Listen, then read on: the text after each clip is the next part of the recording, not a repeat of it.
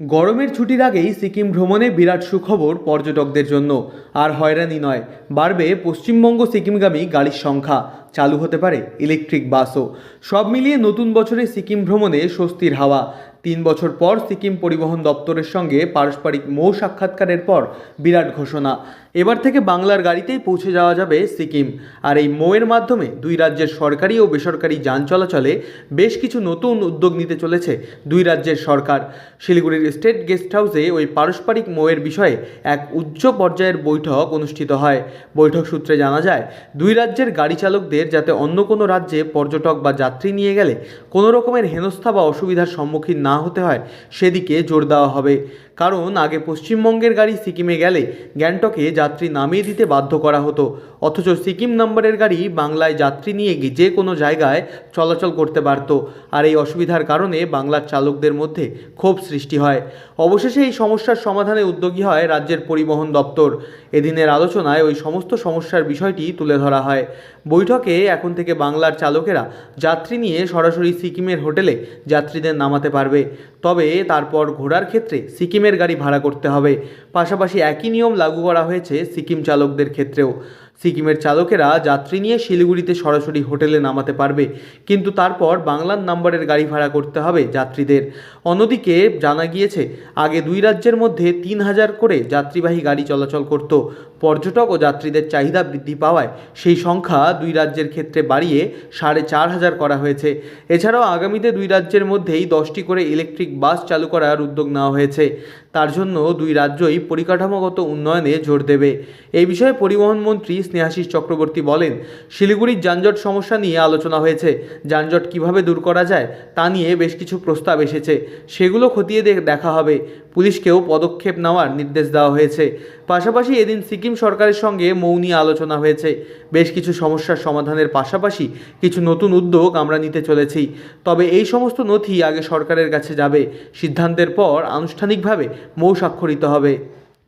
সবসময় মাননীয় মুখ্যমন্ত্রী 11 সালে বাংলার দায়িত্ব নেওয়ার পর থেকে আপনারা জানেন যে পরিকাঠামোগত দিক থেকে তিনি একদিকে বাংলাকে ডেভেলপ করেছেন নানা প্রান্তে, একেবারে উত্তর থেকে দক্ষিণ, দার্জিলিং থেকে সাগর পর্যন্ত তার ডেভেলপমেন্টের কাজ চলে। আমাদের শিলিগুড়িতেও বাইপাস তৈরি হয়েছে, আপনারা জানেন, একটা ফ্লাইওভার তৈরি হচ্ছে, আপনারা জানেন।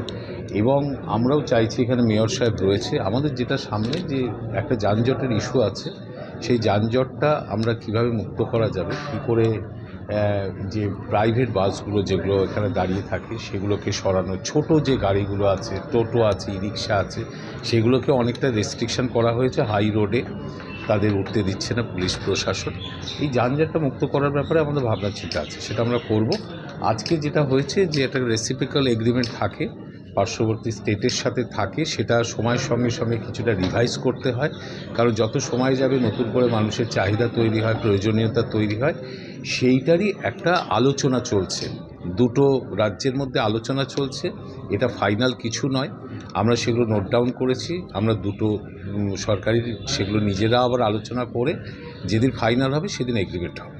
স্যার, উত্তরবঙ্গ রাষ্ট্রীয় পরিবহন নিগম নিয়ে স্যার নতুন কিছু স্যার ভাবনা তো সবসময় ভাবা হচ্ছে। আমরা আজকেও আমরা এখনই মেয়র সাহেবের সাথে কথা বলবো যে এখানে বাস তো আমরা কিছু বাড়িয়েওছি, এবং আমরা বিশেষ করে বাস টার্মিনাসের কথা আমরা ভাবছি যে কিভাবে শিলিগুড়ির যানজটকে সরিয়ে আমরা এখান থেকে একটা ভালো বাস টার্মিনাস করা যায় কিনা আগামী দিনে, সেই ব্যাপারগুলো নিয়ে আমাদের আলোচনা চলছে।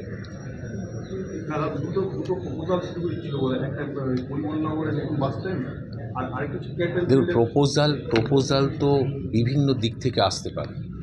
আমাদের যে কর্পোরেশন আছে সেখান থেকে প্রপোজাল আসবে, সাধারণ মানুষের থেকে প্রপোজাল আসতে পারে, আমাদের যে স্টেট ট্রান্সপোর্ট কর্পোরেশনগুলো আছে সেখান থেকে প্রপোজাল আসে। এবার সেই প্রপোজালগুলোকে নিয়ে যেটা মানুষের জন্য সুইটেবল, এবং যারা বাস ব্যবসার সাথে যুক্ত রয়েছে তাদেরও একটা নিজস্ব চাহিদা রয়েছে, এই দুটোকে ম্যাচ করে যেটা ভালো হয় সেটাই আমরা করার কথা ভাববো।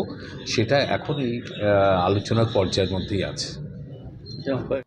গরমের ছুটিতে এবার গন্তব্য হোক সিকিম, কোনো রকমের হয়রানি ছাড়াই ফুল ভ্যাকেশন মুডে ঘুরে আসুন সিকিমের বিভিন্ন দর্শনীয় জায়গা থেকে বিভিন্ন দর্শনীয় স্থান। পর্যটকদের চাহিদার কথা মাথায় রেখে গাড়ির সংখ্যাও বৃদ্ধি করা হয়েছে, পাশাপাশি চলতে পারে ইলেকট্রিক বাসও। শিলিগুড়ি থেকে সুজয় ঘোষের রিপোর্ট, লোকাল 18 বাংলা।